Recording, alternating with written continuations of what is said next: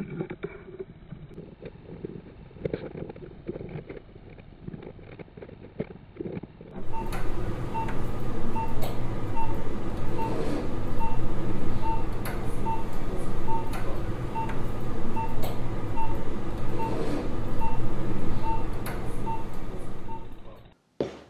guys, and welcome to Functional Print Friday, and welcome back to my shop. So I think this week's design is going to be pretty simple. All I want to do is just recreate this little fuel tank grommet. Now I can hear you down in the comments, why not just buy one? And they're not that expensive. I think they're like $10 or $11, I guess plus shipping. But I've replaced this before, and it failed again within, I don't know, maybe 2 years. And I don't know what this stuff is, but I can't see TPU failing in the same way. And the last one failed the same way. Fortunately, I didn't have to chase a piece of it in the fuel tank last time. And that's why I want to try something new, because that was kind of a pain. Although I did get to play with my new toy. Now, this is not sponsored. I bought this with my own money. Actually, I bought this as a gift for myself for Father's Day. I had an old one of these forever, and these things are super cheap, but for good reason. There's no screen on it. You just join like a Wi-Fi network and open up an app on your phone and you can see it that way. Problem is the image quality is terrible and it just never seems to be in focus. This one, the image quality is way better. You can actually aim the end of it with this little wheel here, bends back and forth in both directions. And most importantly, it has autofocus. So like I can focus like all the way across the shop here, or I can get really close to something and it still focuses. And it's actually autofocusing. It's not like some sort of weird infinite focus. It actually does change focus. In fact, it takes about half a second to refocus when you point it at something new.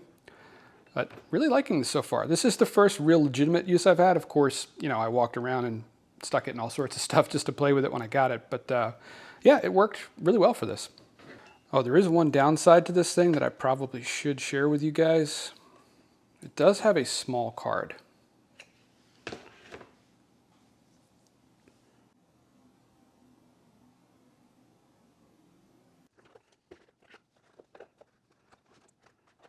I'll put a link to this guy down in the description of the video. Again, not sponsored. I paid full price for this, but I do like it. So if you're considering one of these that is nicer than one of these that we probably have all owned for a while, check this guy out. Quick shout out for this guy too. I have no idea where I got this, so sorry, no link below. I'm sure you can find one. I don't even know how long I've had this. I feel like it just showed up in my toolbox one day. I've probably used it less than 5 times, but every time I use it, I say to myself, I don't know how I would have done it without this. All right, back to our part. I think the one challenge that we are going to have with this is we're really going to need to closely replicate the amount of squish that this guy has. I don't know if you'd officially call it durometer, because it's not necessarily the durometer of the material, although in this case I guess it is since this is solid. But this has to give a certain amount to actually create a tight seal the way this is designed. Let's go back over to the mower. I'll show you what I mean. So the way that this grommet creates a seal between our fuel pickup line and the fuel tank is actually pretty neat. It's incredibly simple, but it's incredibly smart at the same time as well. And I think that's what I like about it. So the hole in the fuel tank is very, very simple. It's just a plain old through hole. There's no threads or ribs or anything weird about it. It is just a plain old round through hole through the fuel tank. Now it does need to be of a particular size. And I guess the roundness of it, probably matters too, but it's just a plain old simple through hole. Our grommet is also pretty simple. I mean, we have sort of a washer face up here to keep the whole thing from, falling into the tank or being pulled into the tank. And then we have a bore and a little taper here on the end, a bevel, so that it's easy to insert. The sealing happens with this part back here on the pickup side. This is just a smooth metal shaft, but it has a tapered barb on the end. So the way that this gets installed is you put the grommet in first, and the grommet presses into that hole, no problem. It's basically kind of just like a light press fit. Then you put this guy in.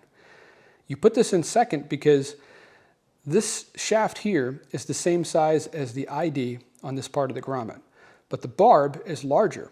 So when you press this in through the grommet, it flexes the sidewall, it compresses the sidewall of this part of the grommet, and then that barb slips all the way through and it's essentially allowed to expand so that there's no way that this can back out once that barb is pressed all the way through.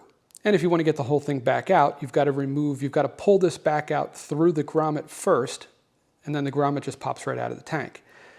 The challenge is we now have to replicate the same amount of, or at least close to the same amount of, sort of squishiness or durometer of this material. And I don't know what this is. It does feel softer than the regular TPU that I use, but that shouldn't be a problem.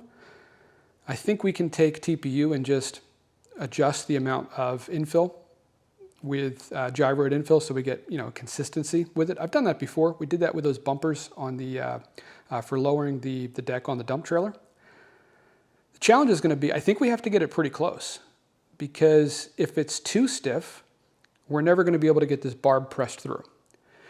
If it's not stiff enough, this barb is going to want to pull back through just with vibration.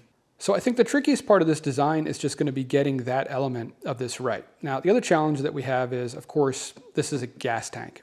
So I think TPU is pretty gas resistant, but I guess we're going to find out.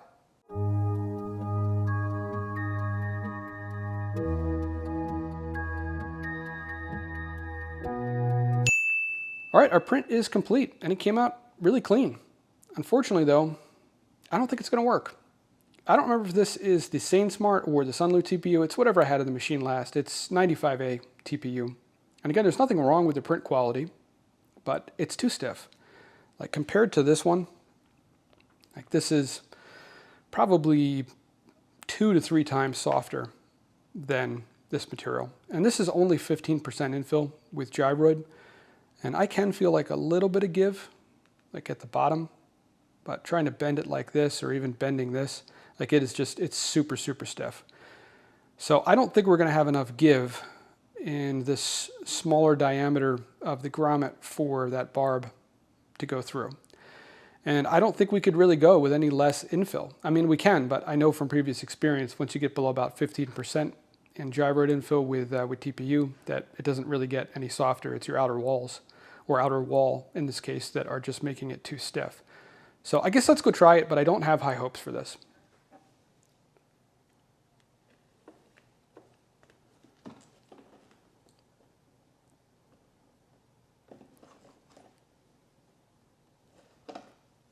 Yeah, it starts.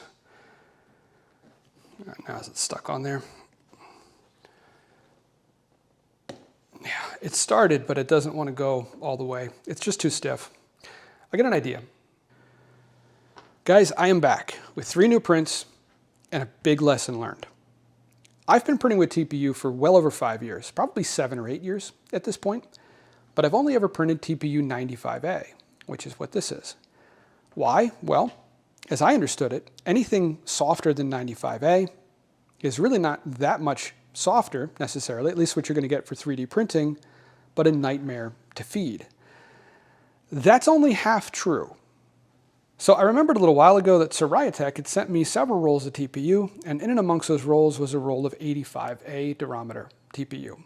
And I thought, geez, we're so close with the 95A, maybe 85A will be enough of a difference for this specific application, because 95A, 85A, like it doesn't sound like there would be that much of a difference. So I didn't want to fight with tuning the filament. I went up on their website. They actually did have filament profiles for a number of different machines. The only machine that I owned that they had a profile for this specific stuff for was the H2D.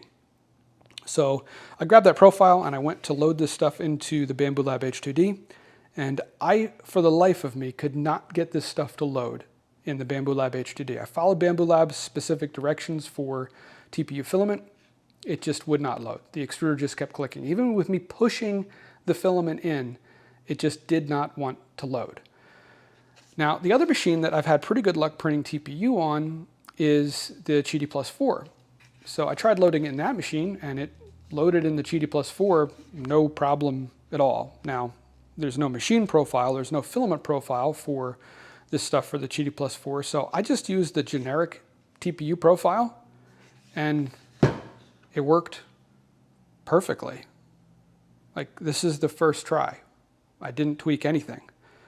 And wow, is this stuff a whole lot softer than 95A.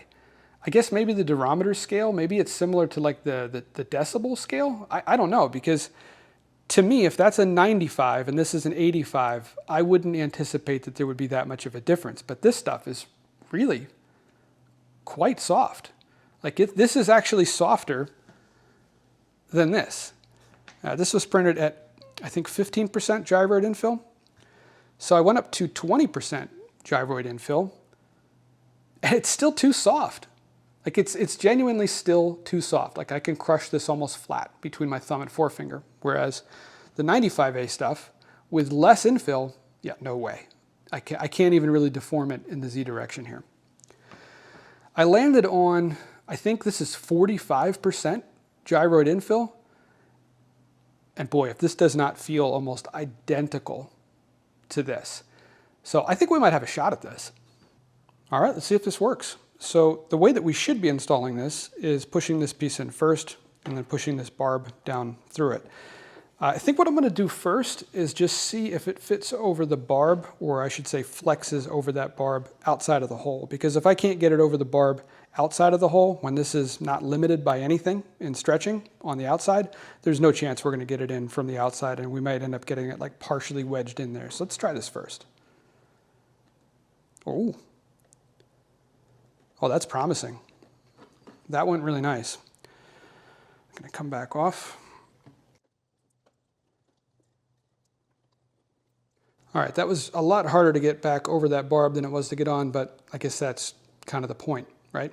So let's try it.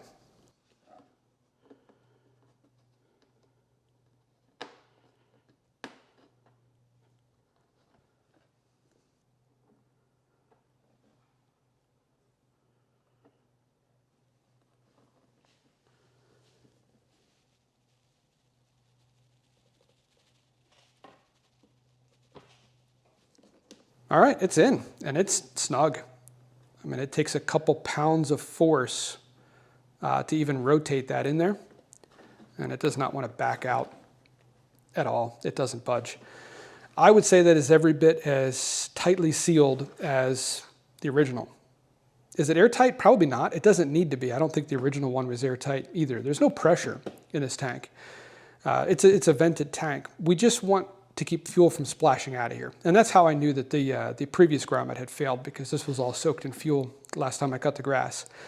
So I think it's sealed at least as well as the original one, and possibly better. And I'm really curious to see how this holds up. I think that's the big remaining question here, is how is this TPU going to hold up with constant exposure to gas vapor and occasional exposure to actual, splashed liquid gasoline?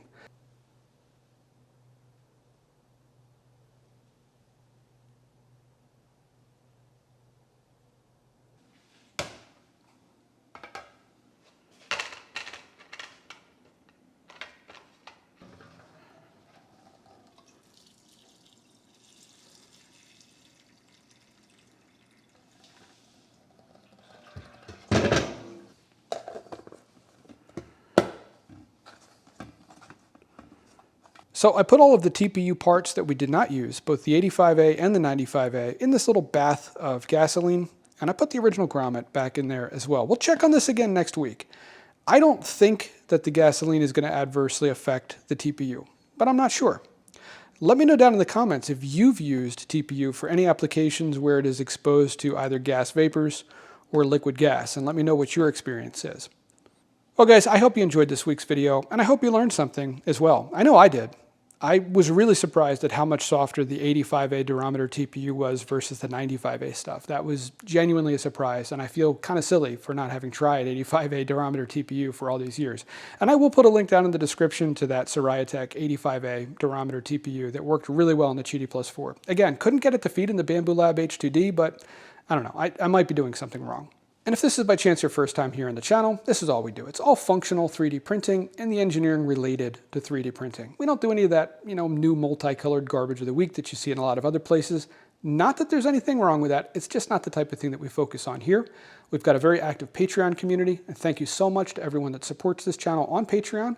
I'll make sure there is a link to that down in the description of the video as well. Again, I hope you enjoyed this week's video. If you did, give it a like. And if you want to see more like this, hit the subscribe button. And guys, if you do, I'll see you next Friday.